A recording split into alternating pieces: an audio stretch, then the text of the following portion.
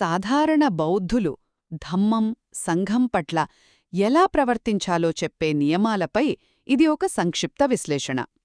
ఈ మార్గదర్శకాలన్నీ బౌద్ధ గ్రంథాల నుంచి తీసుకున్నవే.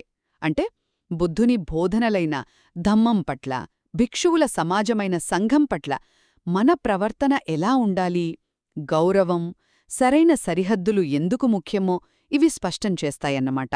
సరే, మొదటిది ధమ్మం పట్ల గౌరవం.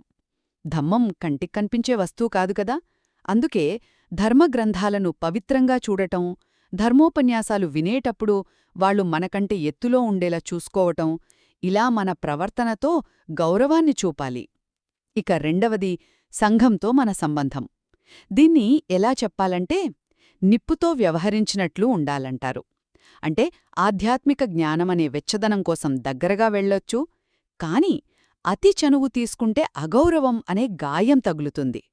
చూడండి, సంఘ ఆస్తి విషయంలో ఎంత జాగ్రత్తగా ఉండాలంటే పూర్వం సంఘానికి చెందిన నూనె వాడిన ఒక వ్యక్తి నరకానికి వెళ్లాడని కూడా కథలు హెచ్చరిస్తున్నాయి. చివరిగా భిక్షువులో అస్సలు చేయకూడని 21 పనులు. దీని వెలకున్న ఉద్దేశం చాలా సింపుల్.